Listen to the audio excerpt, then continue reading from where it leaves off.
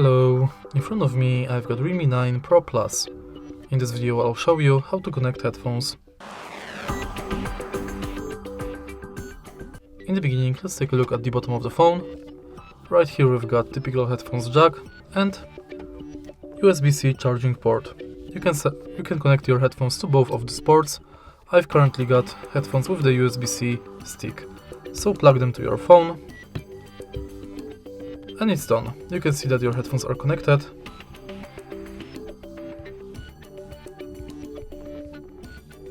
In the status bar, if you've got this function enabled. Currently I don't have the headphones indicator enabled, but if you've got it, it will be visible right here. If you find this video helpful, please leave a like, comment and subscribe.